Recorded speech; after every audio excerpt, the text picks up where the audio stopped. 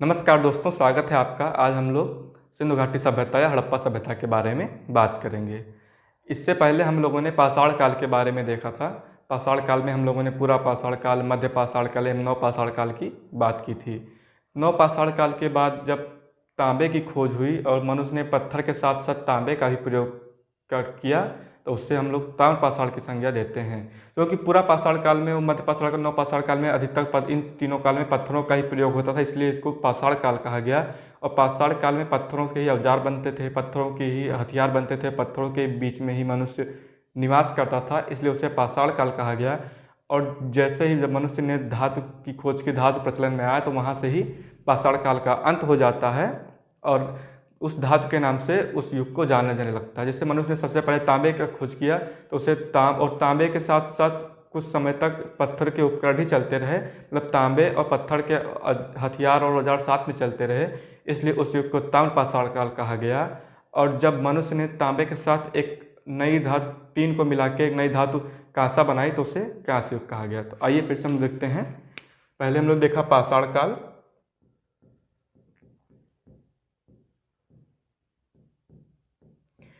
पाषाण काल में मनुष्य ने पत्थरों के ही हथियार औजार बनाए, पत्थरों के उपकरण बनाए, पत्थरों के बीच में ही अत्यधिक रहता था, मतलब पत्थरों पे ही निर्भर था, इसलिए इसे पाषाण काल कहा गया। इसके बाद हम लोग देखते हैं मनुष्य ने तांबे की खोज की, मतलब एक धातु की खोज हुई तांबे की।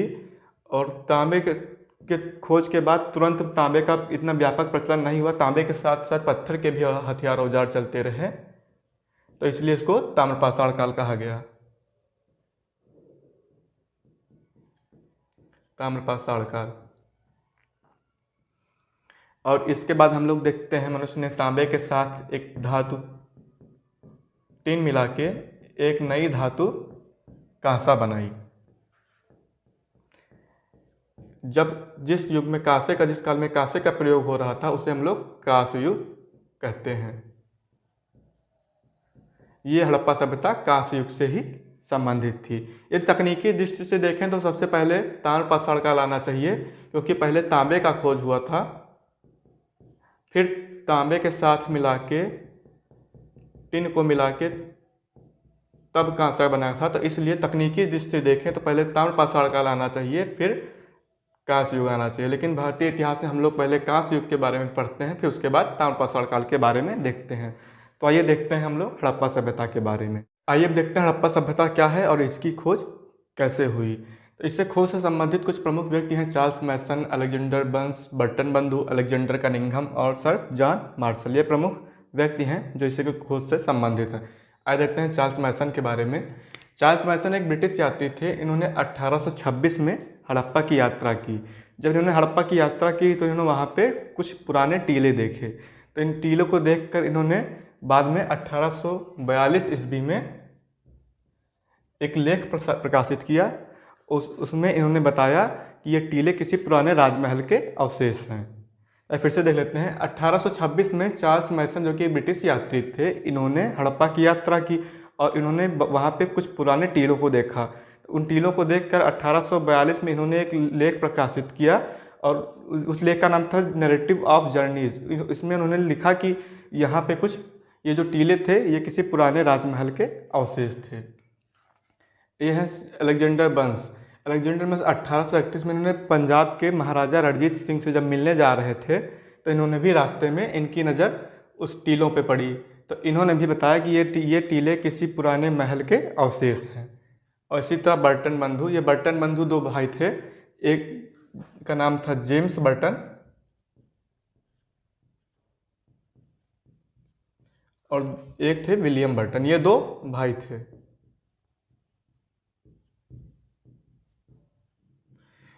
बर्टन बंधु में ये 1856 में ये दो भाई थे, जेम्स बर्टन और विलियम बर्टन। ये कराची से लाहौर तक रेलवे लाइन बिछा रहे थे, रेलवे पटरियाँ बिछा रहे थे कराची से लाहौर तक। तो इन्होंने रास्ते में इन टीलों को देखा। इन टीलों को देखा तो इन्होंने वहाँ से ईंटें प्राप्त करने की कोशिश की। ईंटें प्राप्त करने के लिए इन्होंने वहाँ थोड़ी बहुत खुदाई भी की और इन ईंटों का प्रयोग इन्होंने रेलवे लाइन बिछाने के लिए इनका प्रयोग किया।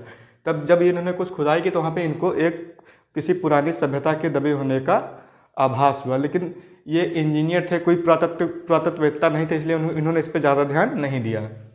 बाद में एक अलेक्जेंडर कनिंघम ने 1853 एवं 1856 में हड़प्पा की यात्रा की और 1875 में उन्होंने भारतीय सरकार को एक रिपोर्ट सौंपी और उन्होंने बताया कि वहाँ पे गौतम बुद्ध के ज़माने या इंडो बैक्ट्रियन शासक के ज़माने की कोई बस्ती रही होगी। फिर बाद में सर जॉन मार्शल के नेतृत्व में दो प्रमुख व्यक्ति हैं, एक Dayaram Sahni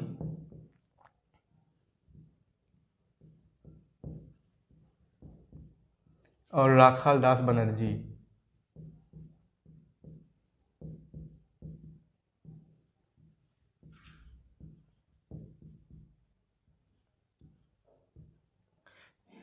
sir John Marshall के नेतृत्व में दयाराम साहनी और राखाल दास बनर्जी, इन्होंने अंततः हड़प्पा सभ्यता की खोज की।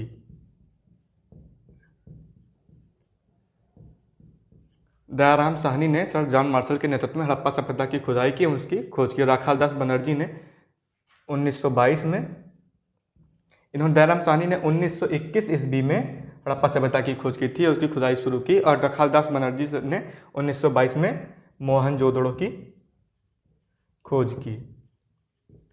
इस तरह से ये सभ्यता प्रकाश में। तो ये कुछ व्यक्ति थे, चार्ल्स मैसन, अलेक्जेंडर बर्न्स, बर्टन बंधु, अलेक्जेंडर कनिंघम और अंततः जॉन मार्शल के नेतृत्व में दयाराम साहनी और राखाल दास बनर्जी ने हड़प्पा सभ्यता एवं हड़प्पा की खुदाई एवं मोहनजोदड़ो की खुदाई की और जिससे ये सभ्यता प्रकाश में आ सकी। आइए अब इसके नाम के बारे में देखते हैं कि इसका नाम सिंधु सभ्यता, सिंधु घाटी सभ्यता, हड़प्पा सभ्यता या सिंधु सरस्वती सभ्यता कैसे पड़ा। इनके नाम के पीछे कुछ कारण थे, आइए देखते हैं उन कारण के बारे में। जैसा कि आप जानते हैं, सबसे पहले हड़प्पा स्थल की खोज हुई थी।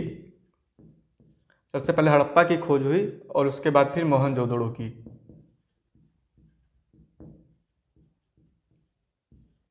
उन्नीस 1921 में हड़प्पा की खोज हुई और 1922 में मोहनजोदड़ो की। सबसे पहले इन्हीं दो स्थल की खुदाई हुई और ये दोनों स्थल सिंधु घाटी में पाए गए। तो इसीलिए पहले ये सोचा गया कि शायद ये सभ्यता सिंधु घाटी में ही स्थित थी, उसी के आसपास स्थित रही हो, इसलिए इसे सिंधु घाटी सभ्यता या सिंधु सभ्यता नाम दिया गया और इस नाम की संज्ञा सर जॉन मार्शल ने दी थी। फिर बाद में जब कई स्थलों की खोज हुई, ये पता चला कि ये सभ्यता सिंधु घाटी में ही स्थित न होकर बहुत से दूर दराज के क्षेत्रों में फैली हुई थी, तो उसके लिए इसे हड़प्पा सभ्यता नाम दिया गया। हड़प्पा सभ्यता नाम देने के पीछे भी कारण था कि जब कई सारे स्थल खोजे गए तो इसके लिए पुरातत्व की परिपाटी का आधार बनाया गया, क्योंकि उसमें इस आधार पर नामकरण, किसी सभ्यता संस्कृति का इस आधार पर नामकरण किया जाता है कि वहाँ पर सबसे पहला स्थल जो खोजा गया हो उसी के नाम पर उस पूरे सभ्यता संस्कृति का नाम दिया जाता है। तो जैसा कि हमने देखा था, सबसे पहले हड़प्पा स्थल की खुदाई हुई थी, हड़प्पा की खोज हुई थी, तो उसी लिए इसे हड़प्पा सभ्यता कहा गया। और बाद में कुछ इतिहासकारों ने इसे सिंधु सरस्वती सभ्यता कहा गया, क्योंकि इसमें से जितने अभी तक भारत में, लगभग भारतीय उपमहाद्वीप में 1500 स्थल ज्ञात हुए हैं और इसमें से 80% स्थल, भारत में 80% स्थल सरस्वती नदी के किनारे पाए गए, इसीलिए इसे बहुत से इतिहासकार सिंधु सरस्वती सभ्यता कहते हैं। तो ये कुछ नाम थे, सिंधु सभ्यता, हड़प्पा सभ्यता और सिंधु सरस्वती सभ्यता, और इनके नाम के पीछे कुछ कारण थे ये, क्योंकि सिंधु सभ्यता, जैसा कि हमने देखा, सिंधु घाटी सभ्यता इसलिए कहा गया क्योंकि सबसे पहले जो स्थल प्राप्त हुए वो सिंधु घाटी में ही प्राप्त हुए, इसलिए सिंधु घाटी सभ्यता कहा गया। बाद में जब कई सारे स्थल प्राप्त हुए और ये माना गया कि ये सिंधु घाटी में ही स्थित न होकर दूर दराज के क्षेत्रों में भी स्थल फैले हुए थे, वहाँ भी पाए गए हैं, तो इसके लिए पुरातत्व की परिपाटी को आधार बनाया गया और उस पुरातत्व की परिपाटी में ये माना जाता है कि जो स्थल सबसे पहले प्राप्त हुआ, जो सबसे पहले खोजा गया हो, उसी के नाम पे पूरी सभ्यता का नाम दिया जाता है, इसलिए हड़प्पा सभ्यता कहा गया। और सिंधु घाटी में जो क्षेत्र पाए गए और सरस्वती घाटी में लगभग 80% क्षेत्र पाए गए हैं, इसीलिए इसको सिंधु सरस्वती सभ्यता भी कहा गया। लेकिन सिंधु सभ्यता और हड़प्पा सभ्यता, यही दो नाम ज़्यादा प्रचलित हैं। आइए अब देखते हैं इसके उद्भव के बारे में। इसके उद्भव के संबंध में दो मत हैं, एक विदेशी उत्पत्ति का मत है, एक स्थानीय उत्पत्ति का मत है।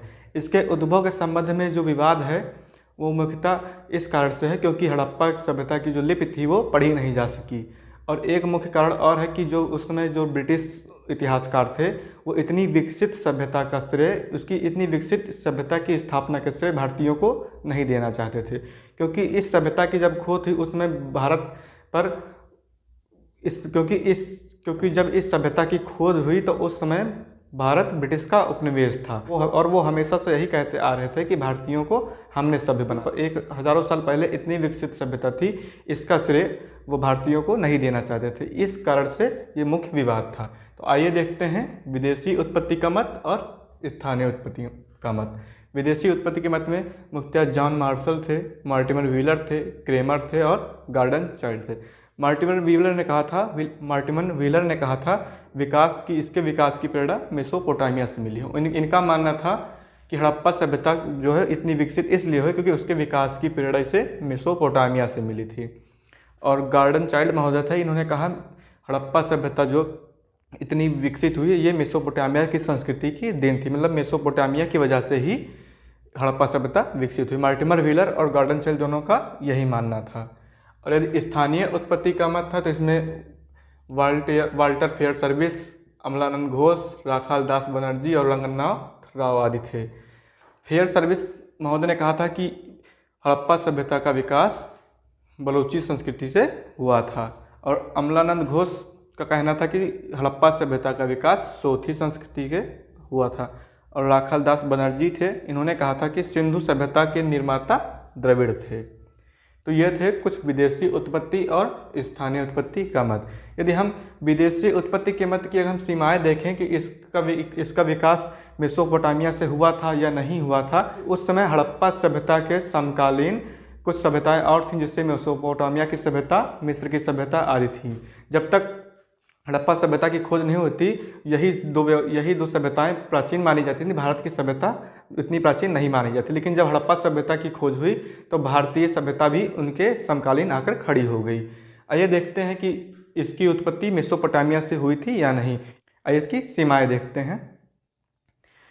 हम लोग देखते हैं नगर निर्माण योजना में अंतर। मेसोपोटामिया और हड़प्पा सभ्यता में जो नगर निर्माण योजना थी वो उसमें बहुत अंतर था। हड़प्पा सभ्यता एक नगरीय थी जबकि मेसोपोटामिया इतनी ज़्यादा विकसित नहीं थी। और मेसोपोटामिया और हड़प्पा सभ्यता के मुहर तथा लिपि में भी अंतर था। हड़प्पा सभ्यता की लिपि चित्रात्मक थी जबकि मेसोपोटामिया की लिपि किलाक्षर थी और वहाँ पे ईंटों एवं उपकरणों के निर्माण में भी अंतर था। तो ये कुछ मुख्य सीमाएं थी जिससे पता चलता है कि हड़प्पा सभ्यता का विकास मेसोपोटामिया की सभ्यता से नहीं हुआ था। इसके बाद बहुत से इतिहासकारों ने बहुत दिनों तक रिसर्च किया, बहुत से इस पर शोध हुए, तो अंत में ये पता चलता है कि उत्तर पश्चिम की जो ग्रामीण संस्कृतियाँ थी उसी से क्रमिक विकास हुआ है हड़प्पा सभ्यता का। अभी तक यही सबसे ज़्यादा मान्य मत है। आइए अब देखते हैं हड़प्पा सभ्यता के विस्तार के बारे में। तो हड़प्पा सभ्यता के अब तक लगभग 1500 स्थल खोजे जा चुके हैं। 1500 स्थल खोजे जा चुके हैं, जिसमें ये सारे स्थल भारत, पाकिस्तान और अफगानिस्तान, इन्हीं 3 देशों में ये सारे स्थल प्राप्त हुए हैं। ज्ञात 1500 स्थल भारत, पाकिस्तान और अफगानिस्तान से प्राप्त होते हैं। यदि स्थलों की बात करें तो इसमें इस सभ्यता के सबसे उत्तरी स्थल जम्मू के मांडा से प्राप्त होता है और सबसे दक्षिणी स्थल की बात करें तो दैमाबाद,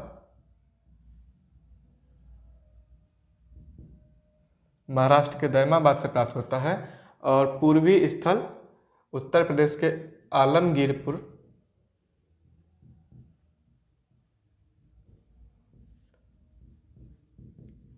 पूर्वी स्थल उत्तर प्रदेश के आलमगीरपुर से प्राप्त होता है। और सबसे पश्चिमी स्थल सुतका गेंडोर से, बलूचिस्तान के सुतका गेंडोर से प्राप्त होता है। यदि इसको ध्यान से देखें तो एक त्रिभुजाकार क्षेत्र में फैला हुआ है। ऐसे त्रिभुज के आकार में पूरी सभ्यता फैली हुई थी। एक दूसरे तरीके से देखें तो इसमें कह सकते हैं सबसे उत्तरी स्थल जम्मू कश्मीर का मांडा, सबसे दक्षिणी स्थल दैमाबाद, सबसे पूर्वी स्थल आलमगीरपुर और सबसे पश्चिमी स्थल सुतका गेंडोर था। यदि इसके उत्तर दक्षिण की लंबाई देखें, ये लंबाई देखें तो ये लगभग 1100 किलोमीटर की थी। और पूर्व से पश्चिम से पूर्व की लंबाई देखें तो ये 1550 किलोमीटर थी। यदि इस पूरी सभ्यता के क्षेत्रफल की बात करें तो ये 12,99,600 वर्ग किलोमीटर में फैली हुई थी। और ये अपने समकालीन जो इसकी सभ्यताएं थीं, जैसे मिस्र की सभ्यता, जैसे मिस्र की सभ्यता थी, मेसोपोटामिया की सभ्यता थी,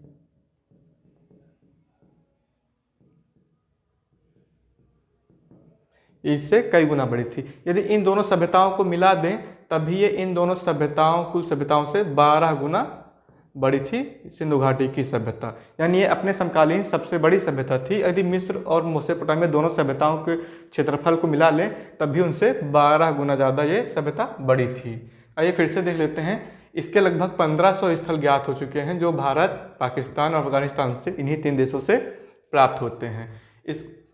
इस सभ्यता के बारे में देखें तो इसका सबसे उत्तरी स्थल मांडा है, सबसे दक्षिणी स्थल दैमाबाद, सबसे पूर्वी स्थल आलमगीरपुर है और सबसे पश्चिमी स्थल सुतका गिंडोर है। इसका क्षेत्रफल की बात करें तो इसका क्षेत्रफल 12,99,600 वर्ग किलोमीटर है और इसके उत्तर से दक्षिण की लंबाई 1100 किलोमीटर और पश्चिम से पूर्व की लंबाई 1550 किलोमीटर है।